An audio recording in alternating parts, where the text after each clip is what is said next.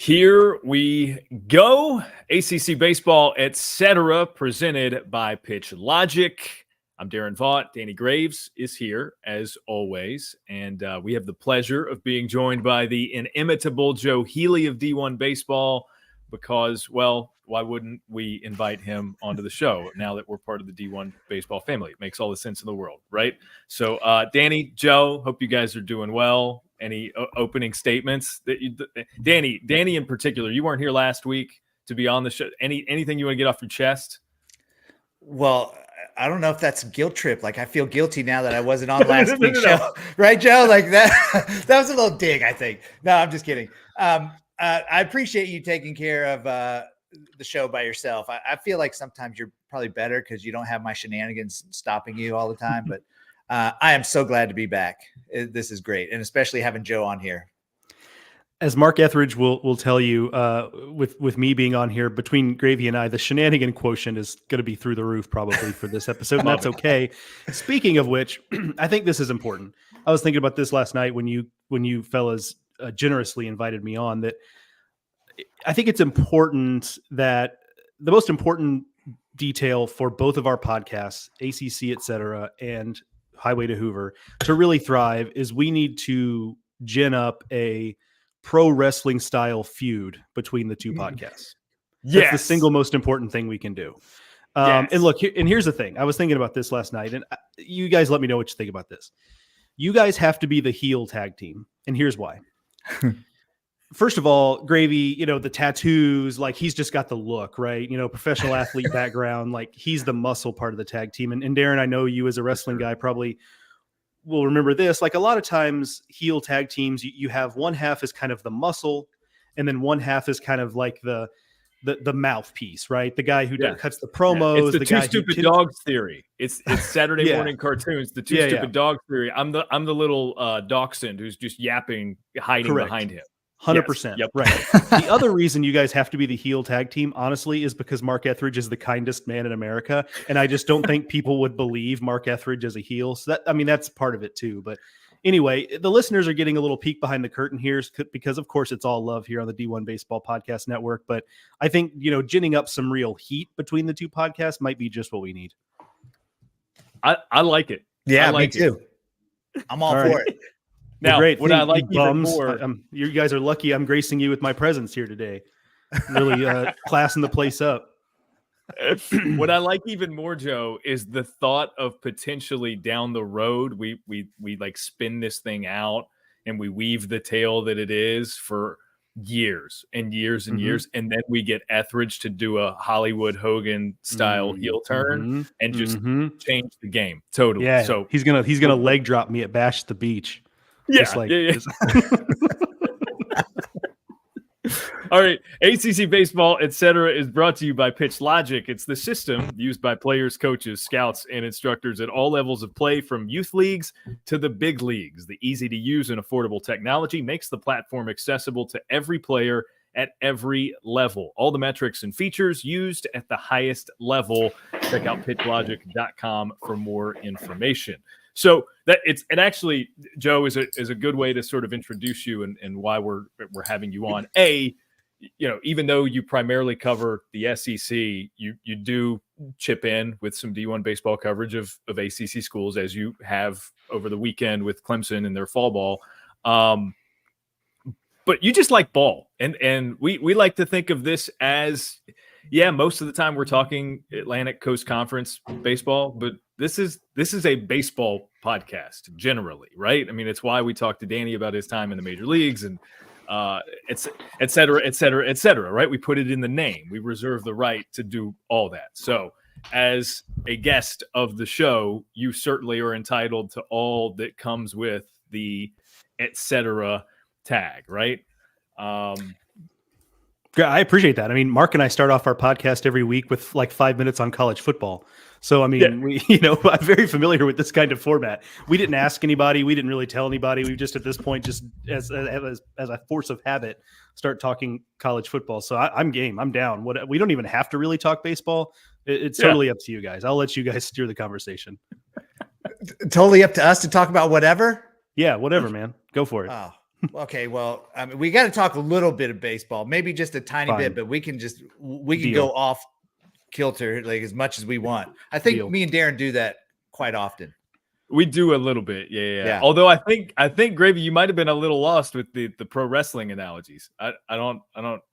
Were those hitting? Were those registering for you? Yeah, but at the same time, I was a little off with my mic and my audio. Like I can now hear you through my computer, but not through my earpiece. So I kind of missed everything, and I was trying to get things working here. I'm all for the wrestling stuff, though. By the way, I'm all for being a heel. I can crush being a heel. I mean, I've been a guest manager for a heel wrestler back in the day, so I'm all for it. Wait, hold. Okay, yeah, pause. This is our first tangent. Our first tangent. What is that story?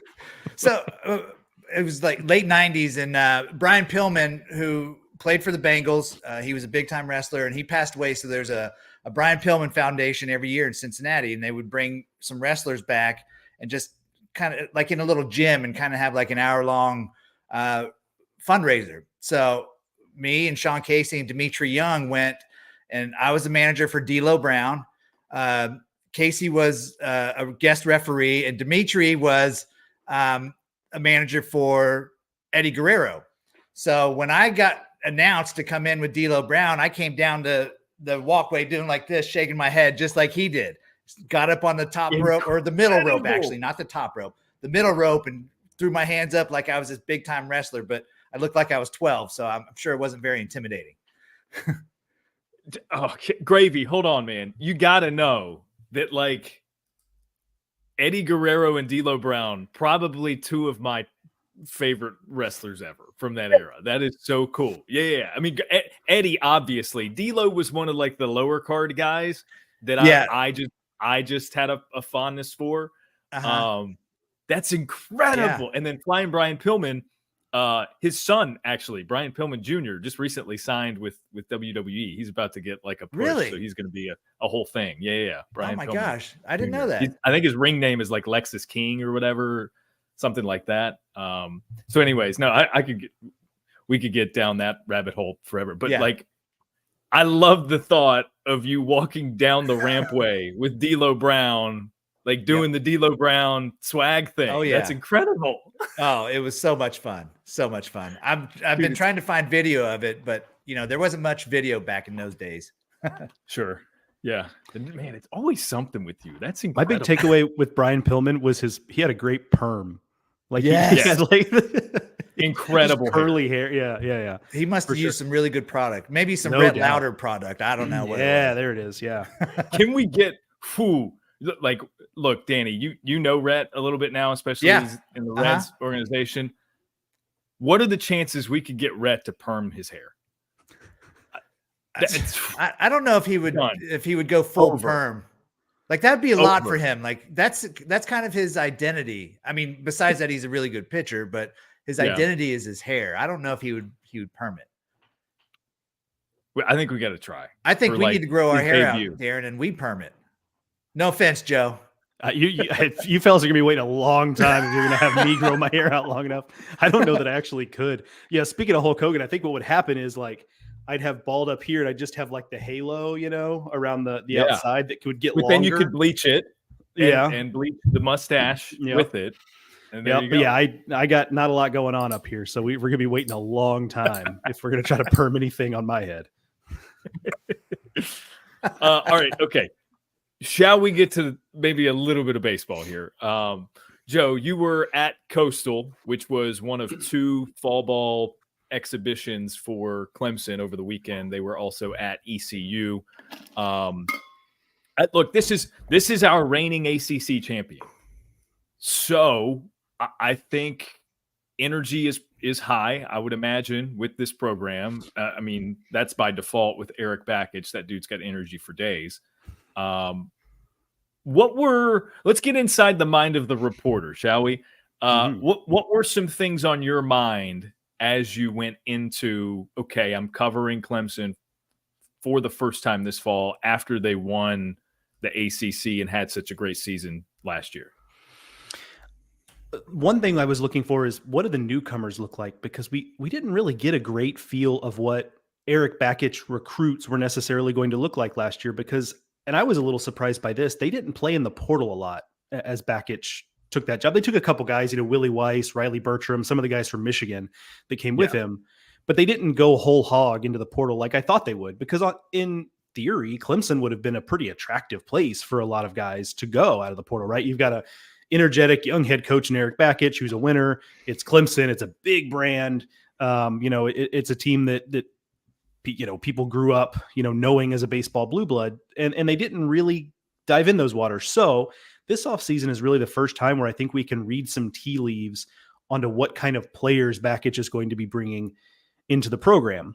And so whether or not those guys end up being some of the biggest contributors kind of remains to be seen, because look, talent was not necessarily the issue with Monty Lee when he was the head coach there. So there are still a lot of guys left on this roster who were guys that were holdovers or recruits from the previous staff that are still having big roles to play. So we'll kind of see how many of these newcomers get folded into the mix. But I do think we can start to see that, like, look, this is going to be similar to what they were doing at Michigan. And why wouldn't you build it that way, considering how good they were? One win away from a national title in 2019. So, or whatever year that was 19. Yeah, 19. Yeah, great. Yeah. So why wouldn't you build it that way? It's athletes, it's versatile players, it's on the mound, it's strike throwers, all that kind of stuff. But I'm interested to see what they got in 2024, because right now it feels like, in a good way, they're kind of between an older group of guys who were there and a new group of guys who are going to be the next round of guys at Clemson. So, Joe, last year, I think at the ACC tournament, there was talk about Cam Cannarella possibly leaving, going in the transfer portal. Did you hear any of that, or have any other info about that? Obviously, he didn't leave, but I mean, that would have been a huge blow. I only heard it in the same way you heard it, which is like those third-hand whispers of like, hey, I heard Cam Cannarella might be going in the portal. Which is like, and at the time, not long after that, Billy Amick goes in the portal, right? And so you're like, oh, yep, this must be happening. And then it doesn't, right? And so I think that's really great so let me first say that, like, yeah, I heard that, but I never could get anything more concrete than just like somebody whispering out of the side of their mouth, right? But I think it's also, that's indicative of kind of where we are in college baseball right now, where, and maybe this will slow down, I don't know. I kind of have this theory that the fever with the portal is going to break eventually, just because I think there's going to be enough stories of the NCAA denying waivers for second transfers, or players transfer somewhere and it just doesn't work out. And look, players talk, right? And so like, I do think there are going to be some cautionary tales out there that might break the transfer fever. But that being said, I'll give you another example that is relevant to the ACC. I heard the same things about Chase Burns throughout last season, that, hey, Chase Burns might be going in the portal, which was like the first time I heard that, I was like, why? But that obviously happened, right? Yeah. So it's a little bit of a mixed bag, but I'm for Clemson standpoint, and I think for college baseball standpoint, I'm glad to see Cam Cannarella return to Clemson, because that's a building block that puts Clemson in position to win another ACC title next year, to potentially be a College World Series team, because I think our buddy Chris Burke mentioned because he was doing their regional games last year. And, he said, he made a point about Cam Cannarella that's like, this guy thinks he's the best player on the field, and he might be right. Yeah. It was just, but he was a guy that we didn't know going into the year. And then by the end of the year, he was just a complete supernova. And so I'm excited to see what's next for him. Yeah. Yeah, Joe, I've told it like this on this show. So last year I went to Clemson to call the Duke at Clemson series. And it was like March 7th, 8th, and 9th, very early in the season.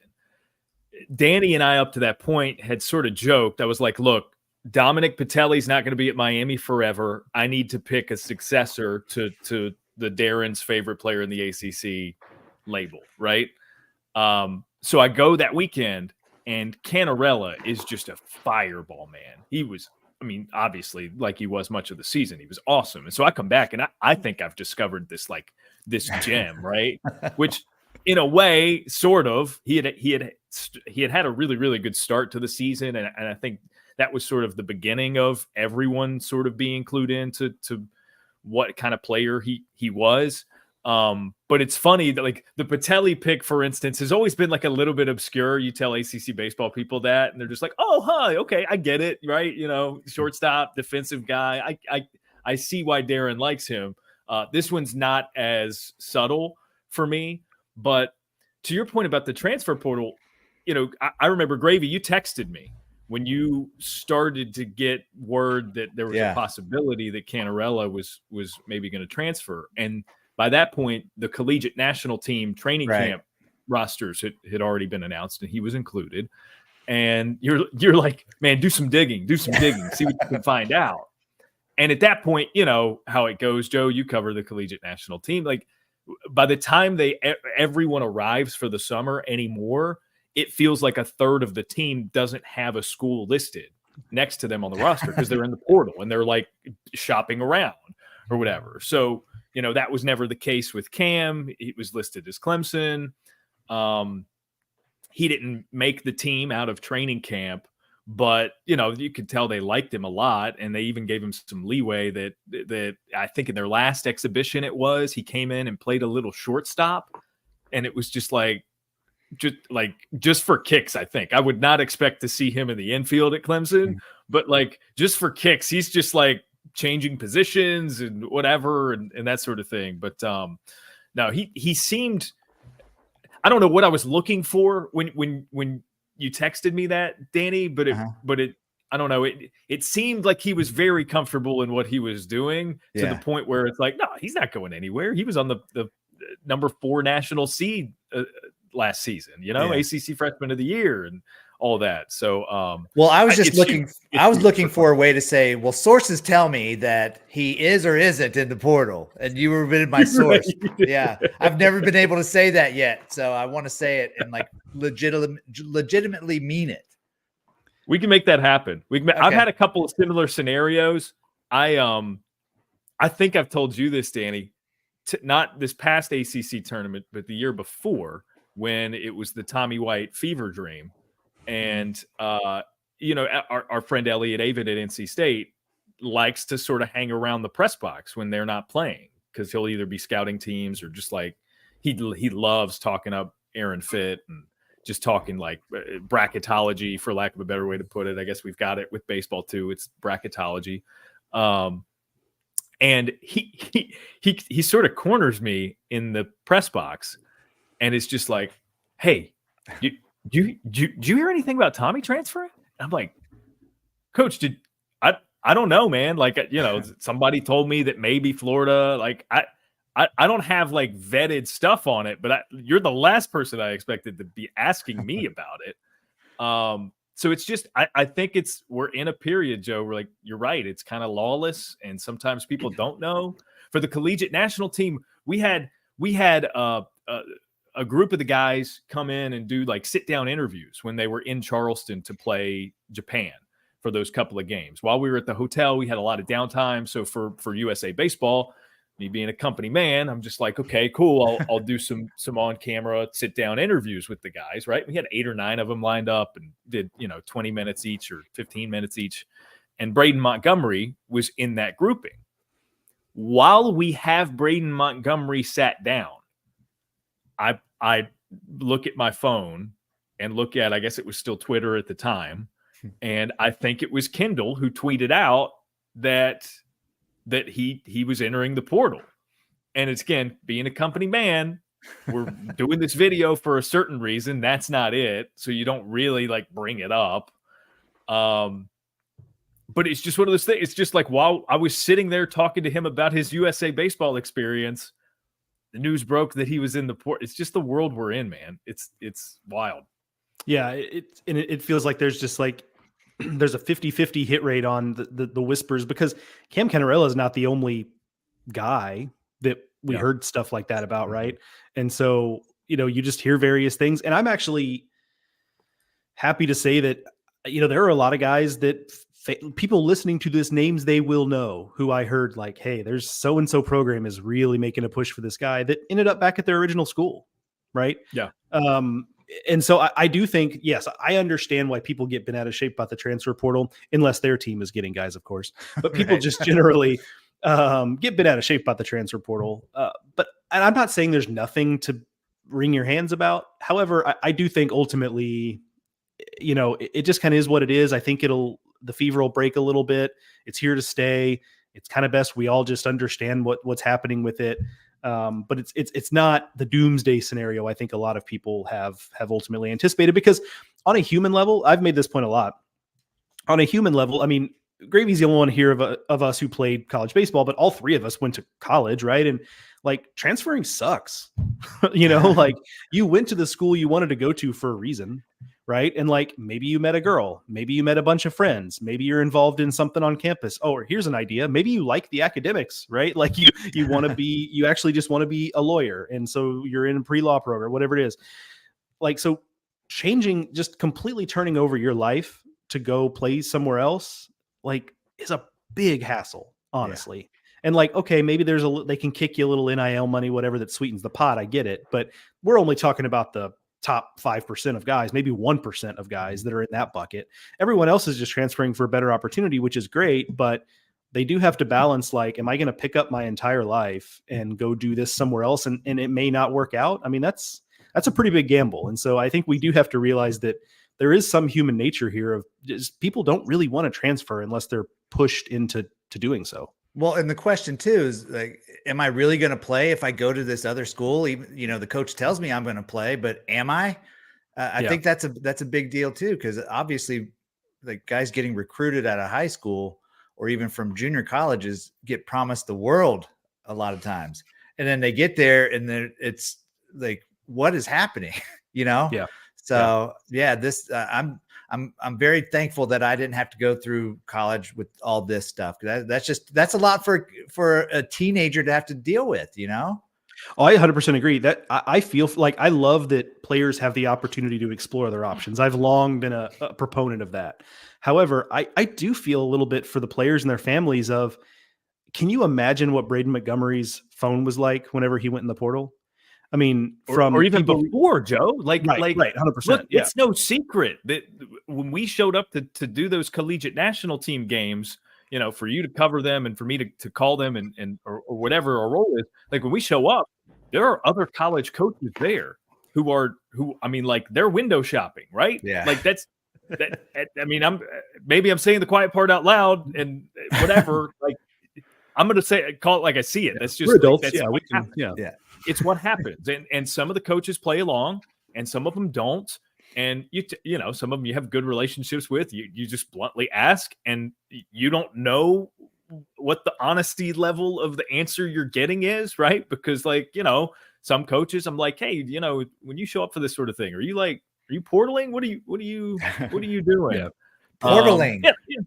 Because hashtag portaling. I like it. Yeah. Hashtag portaling, right? And so, because again, there were at least a handful of guys uncommitted in the transfer portal at training camp for the collegiate national team. So it's just as someone who covers baseball and the ACC in particular, I asked a couple of coaches, like, hey, is that something that you might partake in here? And the answers varied, but it's what happens. And, with Braden, I think he probably got some sort of inclination of where he might have the opportunity to go before he even officially was going.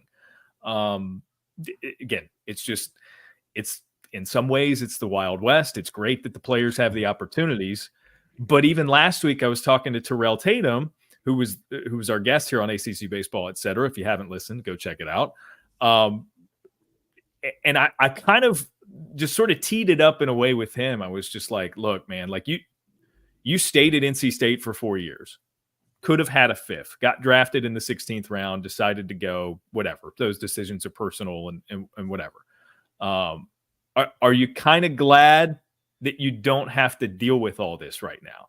Right? Because a player in Terrell Tatum's shoes in 2023, imagine a fourth-year guy who's got a fifth year of eligibility somewhere, anywhere, gets to the College World Series, hits a game-winning home run off of maybe the best pitcher in the country. Because remember, he had the home run in that 1-0 game against Leiter. Yeah, against Leiter. Mm-hmm. And I'm just like, man, if anybody was going to have the opportunity to jump ship, not that NC State's not a great program, we all agree that, but if anybody was going to have the opportunity to jump ship in a similar, I mean, again, it's been done before, as we have the SEC guy joining us here on ACC Baseball, et cetera. It's been done before, specifically from NC State to an LSU or something like that. Like, I can't imagine that. Like, he agonized enough as to whether or not he should take $125,000 to go play professionally for the White Sox. Like, can you imagine the decisions that have to be made when you got multiple things in play? It's like, do I go back? Do I go back to the same team? Okay, what's NIL going to look like? Do I go play professionally? It's just it's a level of calculus that I did not get to in my education. I did not achieve and wouldn't care to. Yeah, same. All those reasons exactly why I said I'm glad I didn't have to deal with that. Like that was a lot. Well, Joe, he is a professor. Darren's a professor, so I'm nothing if not like a little bit verbose. You're a professor, dude. It's okay. I mean, well, it's like even before the teaching gig as an adjunct at UNC, if people didn't know, even before that, like you could have argued I just talk for a living, so. Sorry, I'm a little long-winded. We're gonna let Joe talk about Clemson some more. I'm sensing, just in the same way you sensed a bit of a jab earlier, Gravy. I'm sensing a little bit of a jab on that one. Yeah, I feel like mom and dad are fighting. Like I'm just kind of gonna slink back in my chair a little bit and let you guys hash it out. Wait until you're asked. We haven't had the shenanigans for a couple weeks, so I've missed it. Pent up. We're just catching up on it. Yeah. Okay. So with Clemson in mind, you mentioned the guys who have been around. One of the greatest accomplishments, besides the general coaching job that Eric Bakich did last year, one of his greatest accomplishments on the season, to me especially, was unlocking Caden Grice and getting two-way star Caden Grice back to whatever form. I mean, there's a lot of nuance to his down year prior to Bakich being there and all that stuff, but he found a way to get Caden to be his best self. Is there anybody returning to that team that's maybe been a little low lying who you think, Joe, stands to break out in a big way and maybe even did when you saw them in person?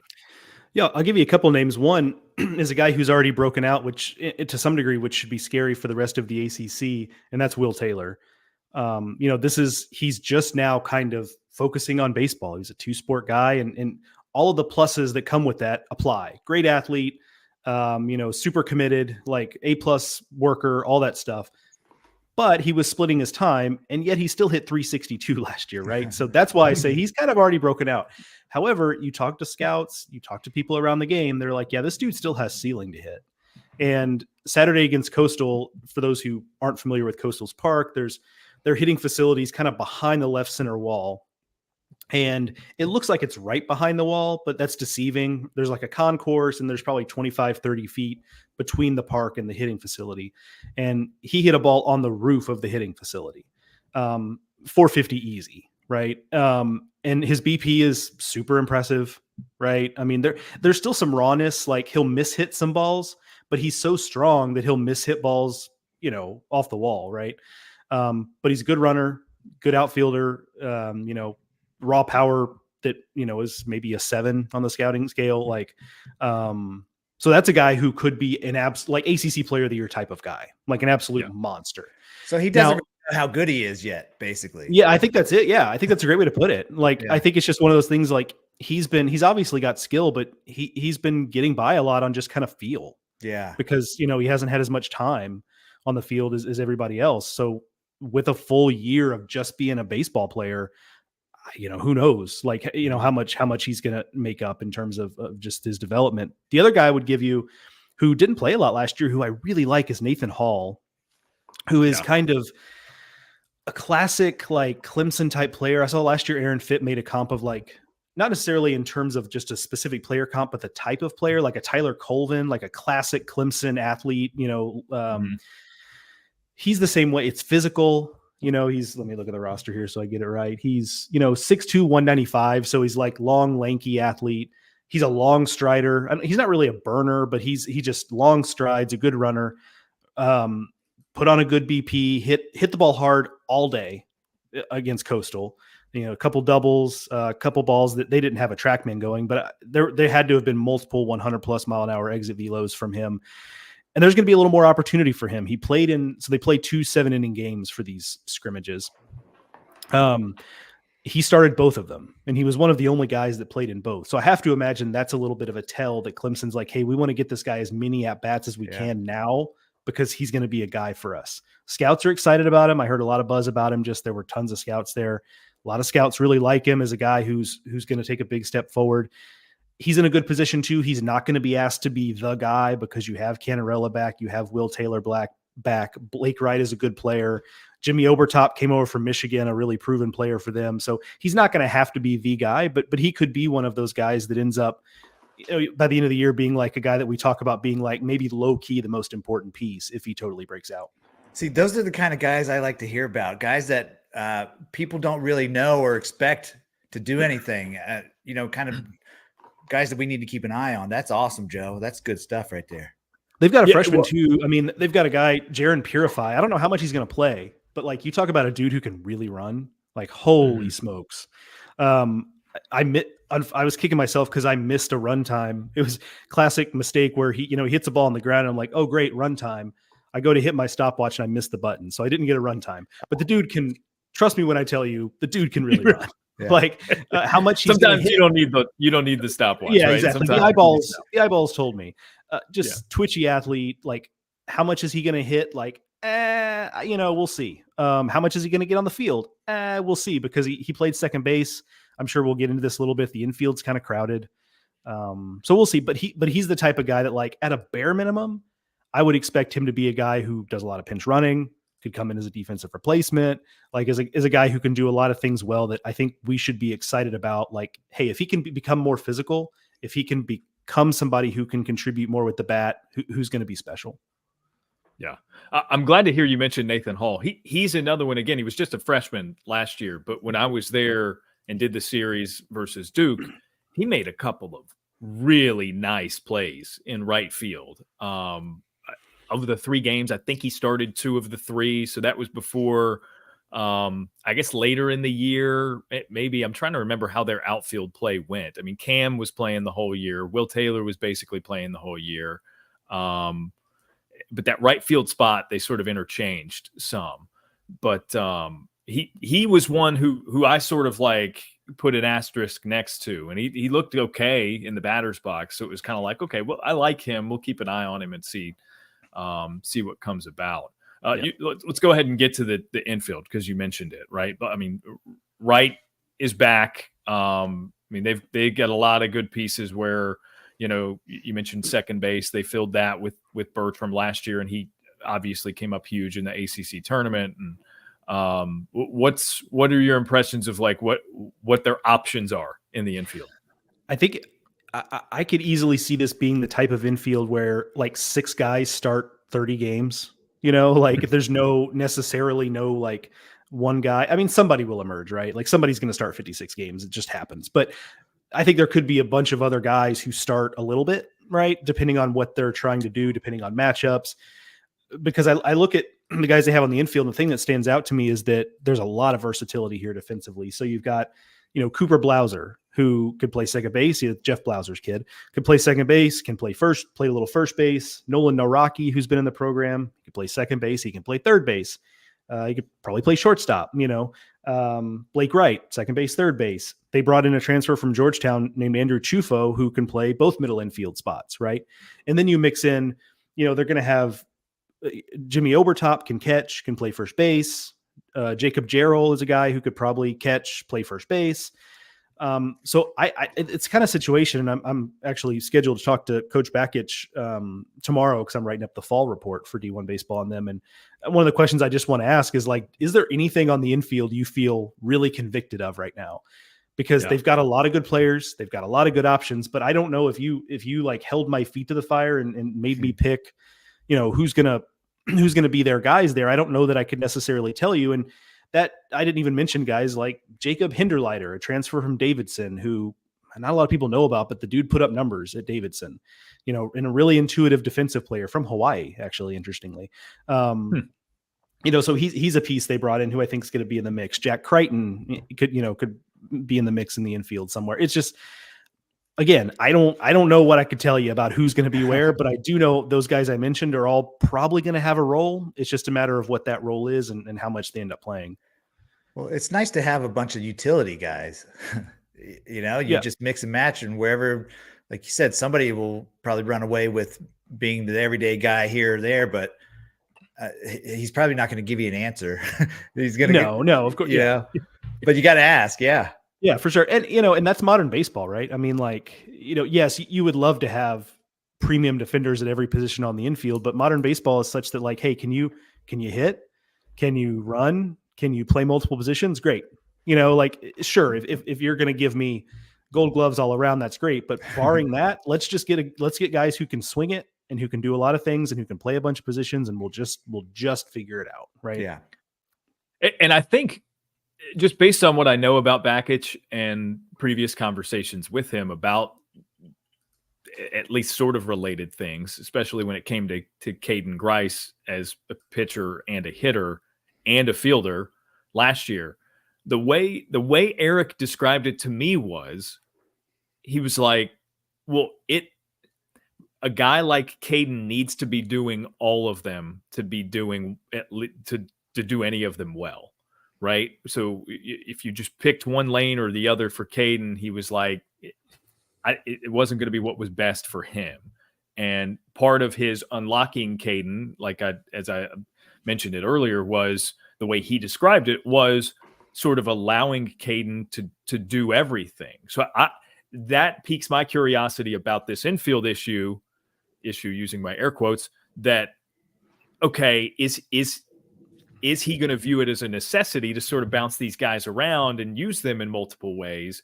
Or is he looking for it to crystallize that, okay, I'm going to put Wright at third. Okay, I'm going to put whoever at short, whoever at second, and sort of as the centerpiece, the foundational, this is our base lineup. Just knowing Bakich, I'll be interested to see how he approaches that with so many options. Joe, what about the pitching staff? That was maybe the biggest work in progress as the season went along for them last year. What are your general thoughts on that? It is so interesting. I'm of two minds about this group. So let me first lay out this theory I've had for a while, and maybe you guys can bat this around, maybe agree or disagree.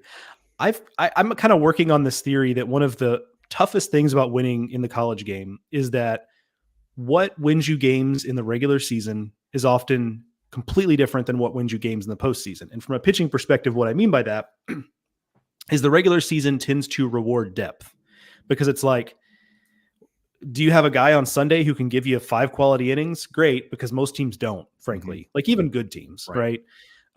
Hey, do you have enough pitching depth to where you can win all your Tuesday games? Great. Most teams don't, right? So that's what I mean by the depth piece there. But when you get to the postseason, I don't want to say it's all that matters, because it's not, but a big part of it is who is your dude you're going to throw in game 1 of a regional or game 1 of a super or game 1 of the College World Series? And if you don't have that guy, you're at a disadvantage, because just to pick an SEC team, you're going to face Chase Dolander in game 1, and you got to be better than that guy. And that's tough, right? And so I say that to say, I really like the depth they have here. I mean, you look at the bullpen alone, they return Rob Hughes, Reed Garris, Nick Clayton, Casey Talent, Joe Allen, Ty Olenchuk. That's literally 6 of their 7 best bullpen arms from last year. Yeah. And that's not including Tristan Smith. And it should be said, I'm assuming Tristan Smith threw against East Carolina. I wasn't at the ECU game. So, he's a guy I think people are really excited about. But so this could be a team that ends up building from the back to the front in terms of, hey, let's be more concerned with just, we were going to start guys, but it's going to be maybe a little bit of an opener situation on a couple days of the week or what have you, because we just know we can cover 6 or 7 innings if we have to. We don't want to, but we can. Because the other shoe there dropping is that I did not, at least in my look, maybe somebody threw Sunday that would have changed my mind. At least in my look, I didn't see someone who has that Caden Grice upside. the guy who can strike out 12 per 9 innings and do a lot of what he did with that kind of high octane stuff. I like Austin Gordon. He's a really nice starting pitcher. And you look at him and he looks the part, right? It's a great body. It's a beautiful delivery. It's 4 or 5 pitches. He throws everything for strikes, all of it. But he doesn't really miss bats, at a high rate. The stuff is pretty good, but it's not great. It's like, 90, 92 on the fastball. He'll touch a 3, maybe a 4. It's 2 different breaking balls, but it's more of like a landing for strikes breaking balls as opposed to like burying a breaking ball, in a 1-2 count or something. Is he a Friday guy? Like, I'm a little more dubious of that. He feels like a nice Saturday or a luxury as a Sunday guy. So that's my big question is what are you going to be doing on the weekends? Can you find a real dude? And do you need one? Maybe I'm wrong, right? I mean, maybe they can have enough depth that maybe it's okay if they don't have a Friday guy who's going to be a top end of the ACC, top end of college baseball dude, but I'd like to see one. And so I do think that is a question for them is, are they going to have somebody who can go out there and just really control and dominate a game? Because I didn't see that on Saturday. Yeah, I agree with the depth of the regular season as opposed to the postseason, and it's that way in the big leagues too. Look at the Atlanta Braves.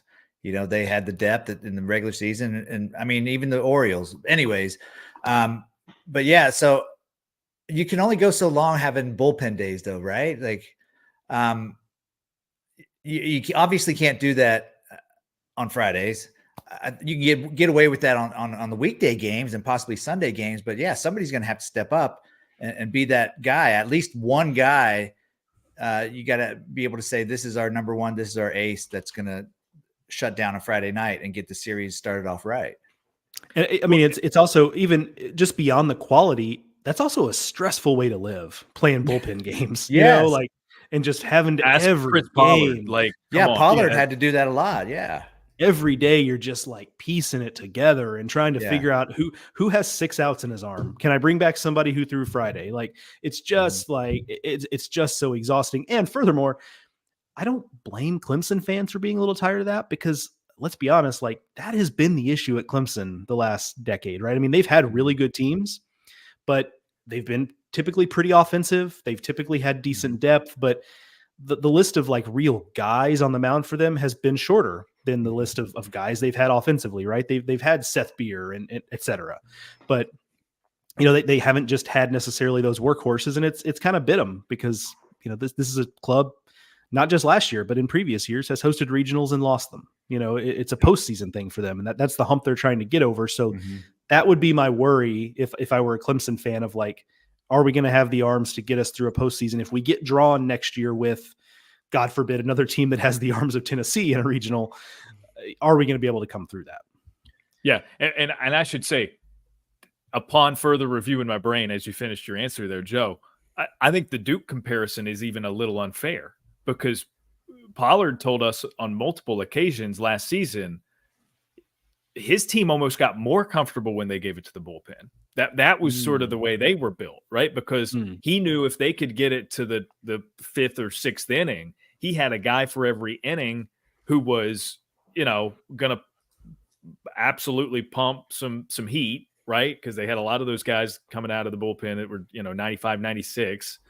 And he just had proven guys in that sense. So it's kind of the inverse of that. It was almost like the embracing of that for Duke. And it's because they had so many talented arms in their bullpen who may or may not become starters this year, like a Fran O'Shell. I mean, they're going to have Jonathan Santucci back. So like, I think it's a different problem that does not have the same fix probably for Clemson. Yeah. So you mentioned that, and I think Pollard did a great job trying to mix and match the bullpen and throughout the season. But would anybody agree that James Talon broke down at the end of the year because he was gassed?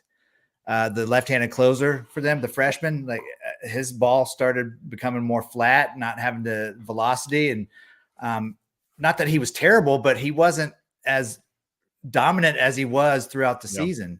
And I think that was the balance for Pollard too, is that you remember talking to him about, hey, you're freshman, because a lot of those pitchers in the bullpen were freshmen. Mhm. They've never thrown this many innings in a season or this long into the calendar in a season in their lives, right? It's been more of a workload because I guess theoretically they're probably most of them starters at the high school level, so innings wouldn't be the proper way to measure that, but it would be into the calendar. They haven't thrown this long without a break, and I think that's probably what caught up with Talon. So like that was the struggle for Duke was trying to balance that, and you're right, they did it as well as they could, especially given the injury to Santucci. And but like they also had guys who stepped up, and early in the year it was like an Alex Gal who was a Division III transfer who was not going to fireball it, but he manipulated the action clock in a way that caught hitters off guard, and there was just like a general craftiness to his season. Right. And it feels, Joe, to your point, like maybe Clemson's going to have to do what they can to be crafty where they can to get the most out of starting pitching.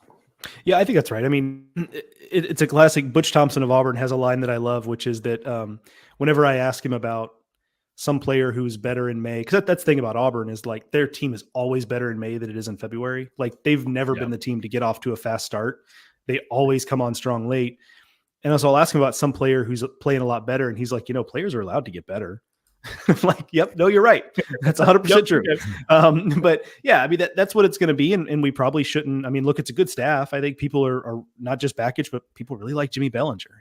He's a guy who has a really good reputation. And so, I think we should have some trust. I'm just speaking for myself. I should have some trust that some of these guys are going to emerge. But again, it's not just the lack of proven starters. It's that, this and stuff is not everything, Lord knows, but I was just lacking seeing a guy who had that kind of stuff that I felt like could be the guy that, hey, okay, the stuff is electric if he can just be in the zone more, or if he can just get the breaking ball honed in.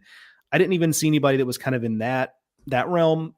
So I do think there will be some improvement. I think they're going to have good depth. I think they'll patch it together. And I think it'll be a good enough staff for as offensive as I think this team can be. And that might be enough, but again, when you're talking playing best on best in the postseason, that's when it might get dicey. And that's ultimately what it's going to come down to. And we'll have to just obviously have to see. Yeah. Speaking of Duke, by the way, yeah, go ahead. Aaron Fitz covering Duke this fall, so he's got it, but I've just heard a lot of kind of scuttlebutt of like Duke might be good in 2024, just because the flip side of what you're talking about is that because of injuries, because they had some guys get gas, like they had to try some stuff, to your point. And so on the flip side, you come back the next year and not only are you theoretically healthier, but you've also got some guys who got some reps you didn't necessarily expect to get reps. Right. And so now you've got better depth. Obviously the stuff is, we know about how good the stuff is on that staff. They've got some breakout candidates offensively. I saw Devin Obie in the Cape this summer and he looked great. We obviously know that his as toolsy as it gets, really. It's just a matter of can he make enough contact? Can he tap into, he's got plus raw power. It's just like, can it be in-game power? Right. But I've heard, just you hear things in scouting sections and, as I'm sitting there at fall games and Duke is a name I've heard a lot this fall that, hey, that team, and Pollard's had a lot of great teams there, but there is talk that maybe it's his best. So they're one of the teams in the ACC I'm kind of most intrigued by as we sit here today. Yeah, no doubt. Grave, you got anything else for Joe before we make our way to Hall of Name and let him take part? I don't. I'm kicking myself because I actually meant to go find a name for Hall of Name because I know you guys do this, and I did not. So that's unfortunate. Maybe next time. No, it's fine. You're allowed to do one off the cuff if you want. I certainly will, but I've got a list that I've compiled. I'm gonna go look at Gravy's baseball reference. Yeah, there you go. Go find this one. All right. So for those unfamiliar, Hall of Name is the part of the show where we let Danny close every show because, of course, he's the former closer, by giving a small look into his experiences as both a college and pro pitcher. Here's how it goes. I pick a former teammate of Danny's, and I've got my list. I've got former collegiate national team, Team USA teammates. I've got University of Miami teammates, big league teammates with Cleveland, Cincinnati, and the Mets. So I pick one from my list. I name the player, and he's got to tell us the first story, interaction, anecdote, awkward conversation. Who knows? Whatever comes to mind first. All right. So that's Hall of Name. And I am looking at my list here. I'm a little nervous about this one today for some reason. I've got one, Darren. If you've not done them already. Okay. So to give people an idea, we've been through Ken Griffey Jr. We've been through Barry Larkin, Gravy's good buddy Sean Casey, who's already come up on this show as a professional wrestling manager for a day. Aaron Boone, we've been over. So a lot of the Cincinnati teammates. Alex Cora. 2 weeks ago? Alex Cora. 2 weeks ago, we did Eddie Murray because I can't believe I had let that one slip. And Deion Sanders. And Aaron Fitt brought up Deion Sanders. Joe, we've been doing this thing for almost a year, and I never brought up Deion Sanders. I have a Deion Sanders story of my own. I've never seen a no-hitter with my own eyes at a big league game. I've seen some college no-hitters, combined no-hitters, but at a big league game, I've never seen a no-hitter with my own eyes in person. The closest I came was in 1996 or 7. Darryl Kyle was pitching for the Astros. This is at the Astrodome, and incredible curveball. That's what I remember about Darryl Kyle. And he could throw it from multiple slots. It was just like to get somebody to throw a 12-6 from like a low slot was just bizarre. But but anyway, he was incredible. So he has it going. They're playing the Reds, and Deion broke up the no-hitter in the 8th inning by hitting like a little, like what I guess you'd call it a Baltimore chop. But so Jeff Bagwell is playing first base, and Jeff Bagwell was listed at 5'10", but no. So he hits a Baltimore chop, and poor Jeff Bagwell, jumps with all of his might, and it tips off his glove and trickles into right field. And, if that had been really almost any other first baseman in the National League at that point, that's probably an out. But would you think he would have beat him to the bag?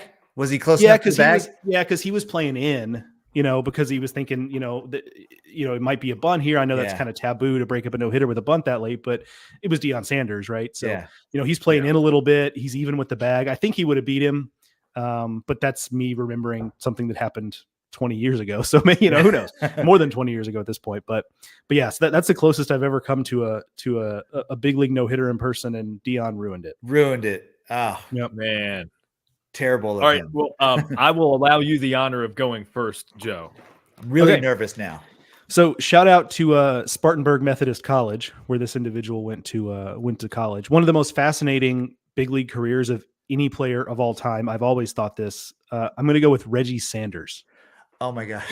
He played for like half the league, 1 year at a time. Reggie, let me tell you, Reggie, and I say this about a lot of guys, Reggie might be one of the nicest dudes ever, unless you throw one up at his head, because we obviously know that he charged Pedro back in the day, Montreal and Cincinnati.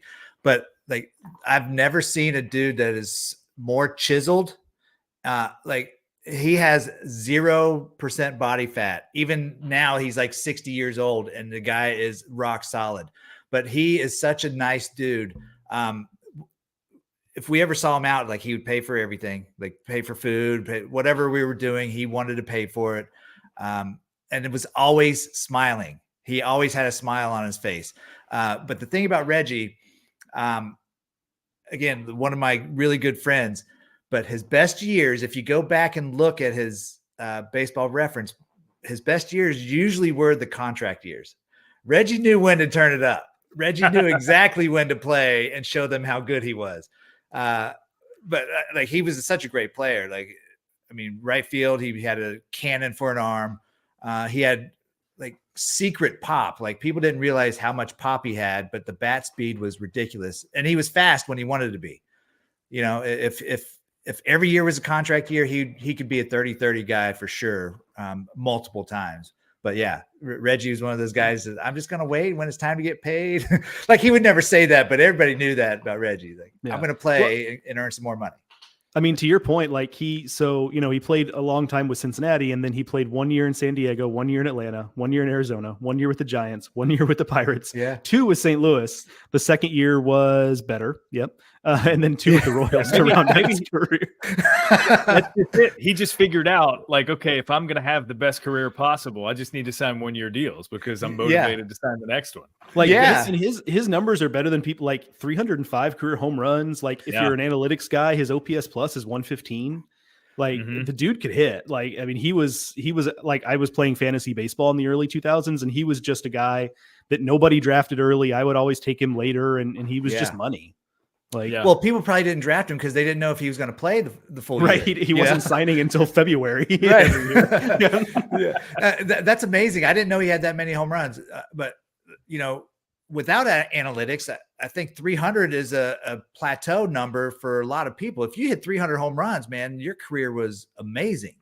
Yeah, and you said he had 305. Yeah, that's. I didn't realize this either. 305 home runs, 304 career stolen bases, 300 career. Wow. Man, how about that? That's impressive. He's on a pretty short list with that, right? Like, has to be. Like, I don't have it here, but it has to be. Yeah. But he was so jacked, he had so many muscles. Maybe that's why he couldn't play. Like, when you're fat like me, you can't pull fat. So can't pull fat. That's right. Yeah. Right. So when you have a bunch of muscles, there's something that's going to get pulled. Yep. That's right. That's a good one, Joe. Great. That was a good one. Wow. That came out of nowhere. Thank you, fellas. Thank you. So Joe, you get the dynamic of Hall of Name. You probably are aware of my fascination with Gravy's half of a season played with the New York Mets because of just some of the names that are on that list. Yeah. Like we've been over Pedro Martinez, Mike Piazza, Jose Reyes was one we brought up last time, and it's just like an odd collection of players. Did we do Glavine at all? I don't know. I told you, admittedly, I've been really bad about updating my list in terms of who we've talked about or whatever. I think we can safely assume that people have joined the show and joined our collection of ridiculousness. So I think we could double down on some, and it's safe to assume you're not going to have the same association to someone literally every time you think of them, right? Like, if we double dip on somebody, you might give us a different story. I'm not doing Glavine this time, but I do want to do this guy. I see him on my Twitter feed often commenting on just like what's going on in big league games and stuff, and I always really, really enjoyed him as a big leaguer, particularly as part of the 2001 Seattle Mariners team, starting in center field for them. Yeah, I actually, as a youth leaguer, I wore my hat a little off kilter for a season, basically because of him, Mike Cameron. Yeah. So we came up together through the minor leagues. Well, not together, playing against each other. He was with the White Sox and me with Cleveland. That was back when his American Association was AAA, and they were Nashville. Anyways, Mike Cameron was probably the best center fielder that I've ever seen play. And even like post career, I look back and some of the center fielders I played with Griffey Jr. and Beltran. And I still think Mike Cameron is the best center fielder I've ever played with. Like there was not many people, I think, in the history of baseball that got better jumps on balls. Jim Edmonds was a great one with that, but Mike Cameron, he like knew where the ball was going to be before it got there. And having him in center field, I remember when we traded for him because he was part of the Griffey trade. We got him in '99, and then we traded him away to get Griffey in 2000. I told him before he left that I don't care that this guy's coming. I still think you're the best center fielder in all of baseball. And he really appreciated that. But Mike Cameron was such a gamer. He's got a ton of home runs and stolen bases too. The one thing that sticks out about him, and I still talk to him occasionally, he's a really nice guy, a great dude. But I was on that Mets team where him and Beltran collided in San Diego, and he broke his face basically. And man, like I wanted to cry for the guy because he was such a great person. Thankfully, he healed up from that and was able to play the following year. But man, what a good dude. One of my memories about Mike Cameron is that he was striking out 175 times a year before it was cool. He was like him and Jose Hernandez, the kind of slugging middle infielder. Yeah. Those guys were out there whiffing a whole bunch before everybody thought it was okay.